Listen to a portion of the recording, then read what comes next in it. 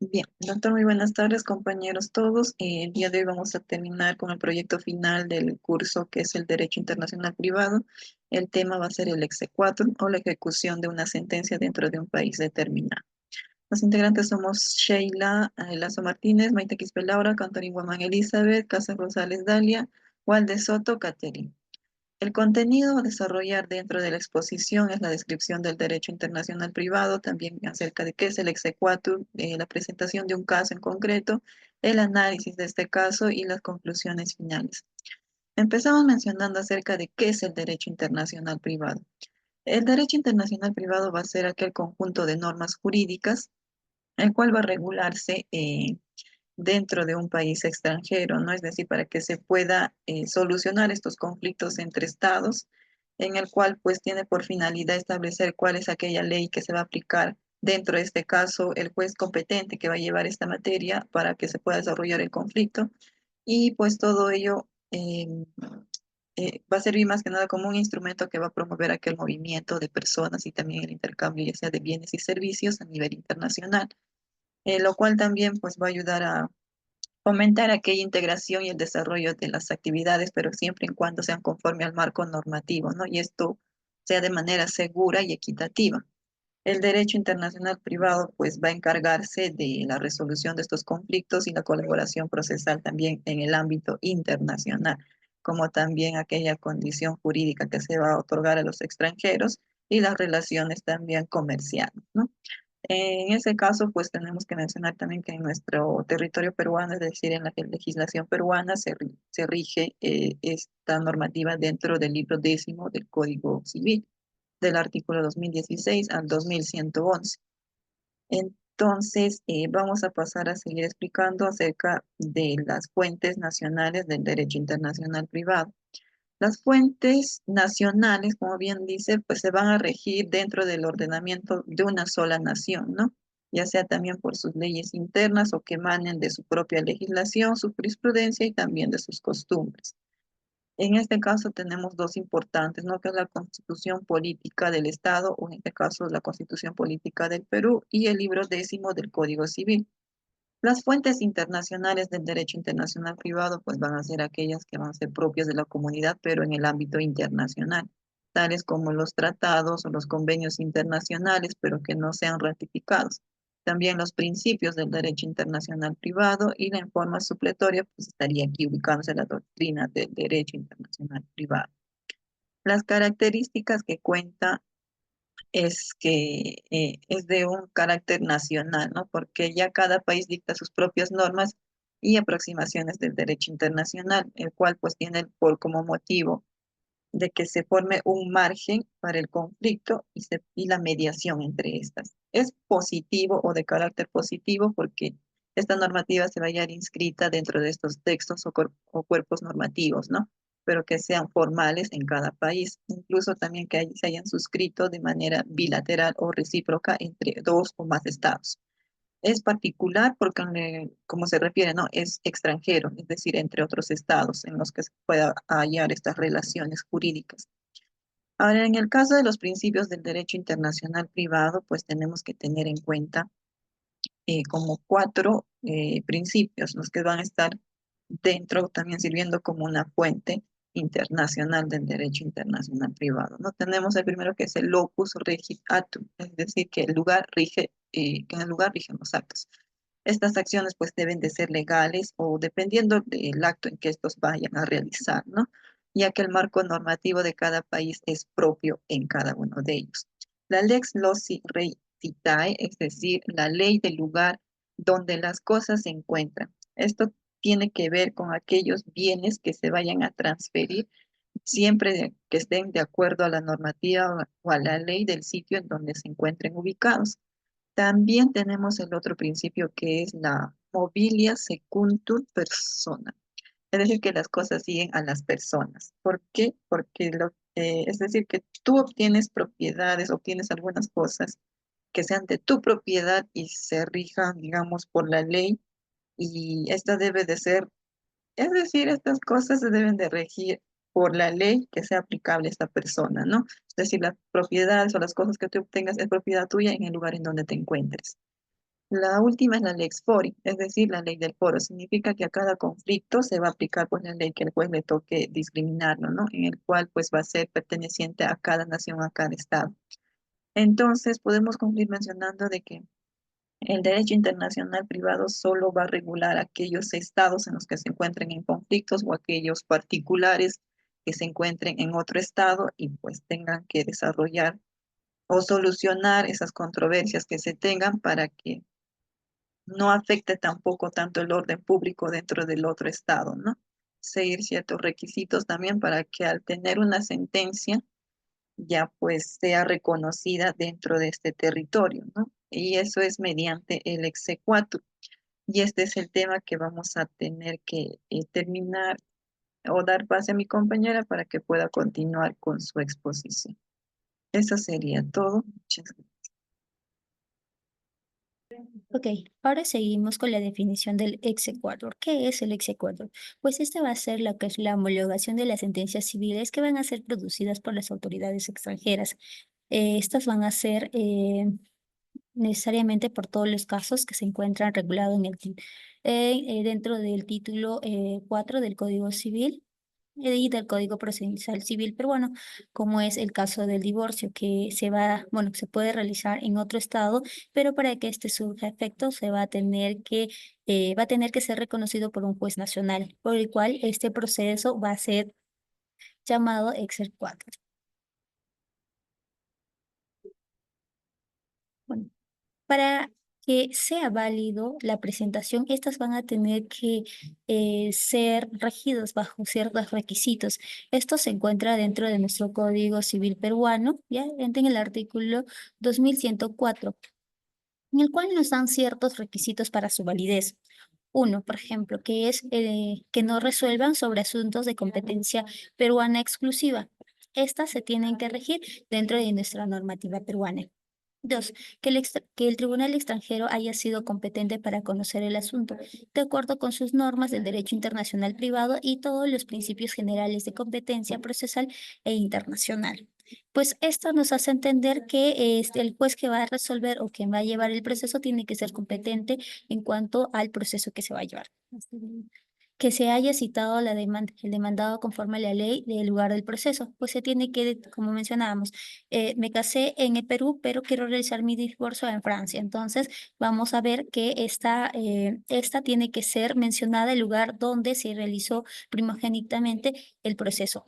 Que la sentencia tenga autoridad de cosa juzgada por el concepto de las leyes del lugar del proceso, pues efectivamente, que para que surja efecto, este proceso tiene que tener como cosa juzgada ya en el otro estado, la cual tiene que ser válida y reconocida dentro del consulado, para el cual la solicitud en cuanto a la presentación tenga ya una validez, solamente sería como una afirmación. Como mencionamos, es una homologación para que surja efecto dicha sentencia que no sea incompatible con otra sentencia que reúna los requisitos de reconocimiento y ejecución, pues esta se da en casos cuando se presenta un proceso, por ejemplo, de divorcio en otro país y también a la vez en el Perú. Entonces, se va a hacer una valoración de cuál es la presentación de dicha solicitud en el estado más antiguo, que no sea contraria al orden público ni las buenas costumbres. Pues esto hace referencia al artículo 5 del título preliminar del Código Procesal Civil y que no se pruebe la reciprocidad.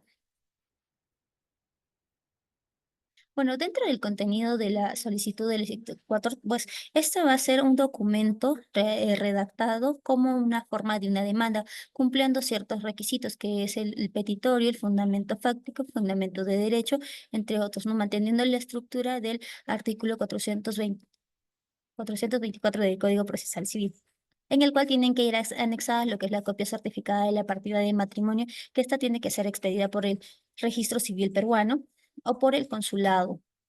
La sentencia original del divorcio debidamente legalizada por el consulado peruano. La constancia de la cosa juzgada o archivo del proceso de divorcio.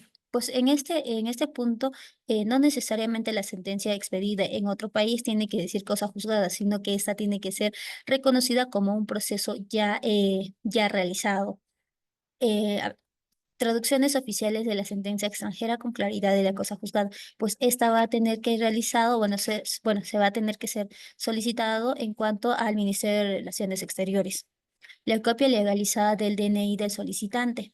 Y en caso sea solicitado mediante un representante, pues esta tiene que presentar un testimonio del poder especial. Ahora, continuando con la exposición, vamos a tener el análisis y primero explicación de los hechos con respecto al caso que vamos a tratar en esta grabación. Primero tenemos que se da por la Corte Suprema de Justicia de Lima en la Sala Civil Transitoria. ¿Por qué en la Sala Civil? Porque nos vamos a centrar en un tema netamente sobre la institución del matrimonio. Esta es la apelación 1483 del 2016 y se da a causa de lo siguiente. Vemos que el 14 de agosto del 59 se celebra un matrimonio entre Maximiliano y entre Rosalia. ¿Ya? Este matrimonio se da en la Municipalidad Distrital de Magdalena del Mar. Y posterior a ello se celebra otro matrimonio el 8 de enero del 79.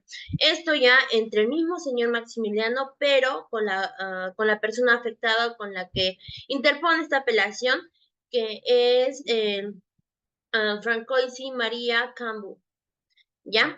Cuando se celebra este matrimonio, lo que se indica es que, o bueno, la razón por la cual se desea disolver este matrimonio es que las dos personas, Maximiliano y la recurrente, o la afectada, nunca han vivido juntos, no tienen un patrimonio mutuo, y sobre todo no se han generado hijos a raíz del matrimonio.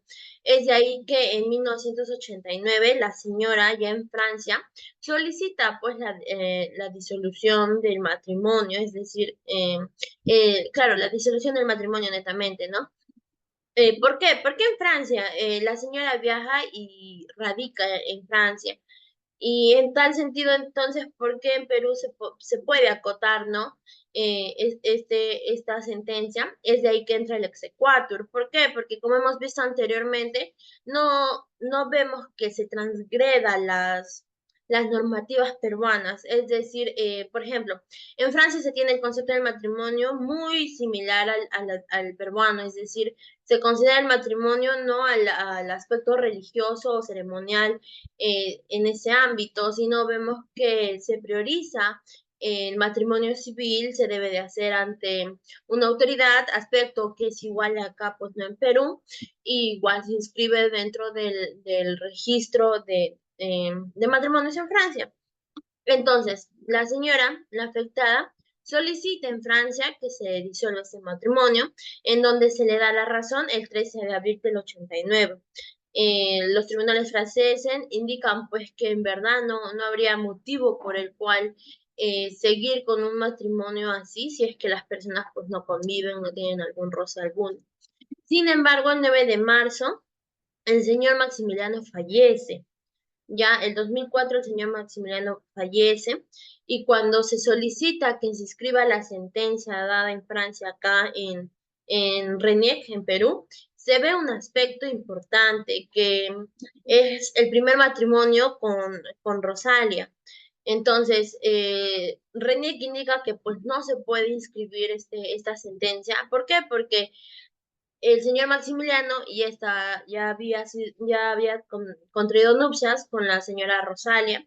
Es de ahí que en 2011 la afectada presenta como primer aspecto una demanda, ¿no? El 26 de diciembre presenta una demanda en el cual pues se reitera pues su derecho de inscripción de la sentencia francesa.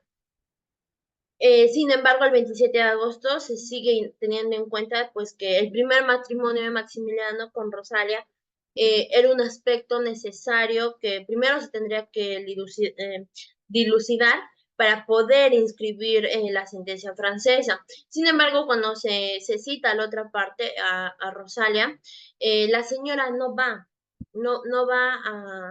a la audiencia. ¿Por qué? Porque 6 meses después del matrimonio del 59, de 1959 con Maximiliano, la señora contrae otro matrimonio con otra persona y no fue por temor a que pues la persigan por tener otro matrimonio claro, por tener otro matrimonio netamente. Es de ahí que el 2013 la RENIEC presenta um, un informe en el cual este indica pues lo visto, ¿no? De que se estaría afectando el matrimonio de Rosalia y Maximiliano, si es que se tiene en cuenta la sentencia francesa. En este informe, igual de forma muy sucinta, nos indica que pues primero se tendrá que invalidar el matrimonio entre Rosalia y Maximiliano para poder ahí recién inscribir la sentencia a favor de la recurrente dada en Francia. El 26 de enero, igual la afectante solicita pues a la sala superior que se le inscriba la sentencia. En esta pues con fecha posterior, el 13 de julio, se le sigue negando la inscripción por aspectos netamente administrativos de la RENIEC y es donde ahí la señora decide apelar. Ahora pasaremos con los argumentos que la sala indica para poder ver si es que se le da o no la inscripción de esta sentencia francesa es decir, la disolución del matrimonio en la RENIEC. Continuando con la exposición, voy a presentar lo que es análisis de fundamentos. Nos presenta en este caso primero que establecer si procede inscribir o no en el Registro Nacional de Identificación, en este caso en la RENIEC, la sentencia de divorcio. En este caso se ha dado el reconocimiento judicial que se demandó a través del presente proceso. Asimismo, ello se fundamenta en la ley número 26497, que es la ley orgánica de la RENIEC. También se fundamenta en los procedimientos vinculados de la depuración de actas registrales en el sistema integrado de RENIEC. Esto mediante una resolución secretarial. Y en el caso de autos existe una sentencia con autoridad de cosa juzgada, ¿no? A pesar que se haya advertido la existencia de un primer matrimonio celebrado entre ambas partes, también asimismo se fundamenta en un procedimiento administrativo iniciado por RENIEC en el que se dispuso de oficio la observación de acta de matrimonio. Lo señalado también en la directiva número 305-003, la observación administrativa es un procedimiento registral mediante el cual se anota provisionalmente en el acta, para efectos de su necesidad registrar la existencia de una situación irregular que afecta a la misma y que por determinadas causas no puede ser objeto de cancelación. Asimismo, este colegiado concluye que la resolución apelada debe ser revocada, a fin de que esta sala superior remita a las partes correspondientes a RENIEC, a fin de que se inscriba la sentencia de divorcio reconocida judicialmente en el presente proceso. Bien, continuando con la exposición, tocaré acerca de las conclusiones de la resolución número 1483-2016. Como primera conclusión, tocamos en este caso sobre la observación administrativa que hace el RENIEC. Nos dice que la observación administrativa en el Registro Nacional de Identificación y Estado Civil no implica la inscripción de una sentencia de divorcio reconocida judicialmente. Aunque dicha observación persista, ¿no?, en sí para fines de publicidad registral, además, esta observación no obstruye a los interesados iniciar acciones judiciales para lograr obtener la nulidad de un segundo matrimonio y su cancelación registral. Asimismo, como segunda conclusión, se tocó lo que es la revocación de la resolución apelada, que nos dice que este se va a concluir que la resolución apelada debe ser revocada por la sala superior y éste debe remitir en sí a las partes correspondientes al RENIEC para que inscriba la sentencia de divorcio.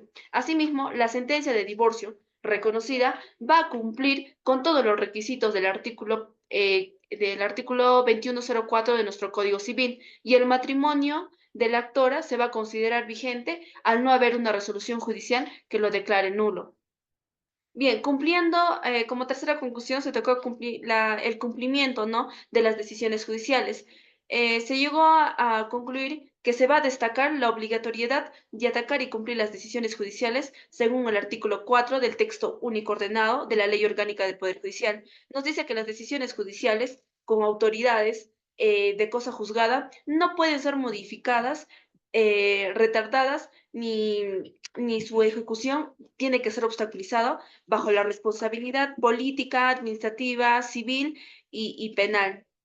Asimismo, en la sentencia con autoridad de cosa juzgada, pese a existir un primer matrimonio entre el señor Maximiliano Efraín Franco Guardia y la señora Rosalía Valdivia Cifuentes, se declaró fundada la demanda de reconocimiento de la resolución judicial extranjera y este se ordenó remitir a los respectivos al RENIEC, pues la sentencia de divorcio cumplía con los requisitos del artículo 2104 de 2104 de nuestro Código Civil. Eso sería todo respecto a las conclusiones.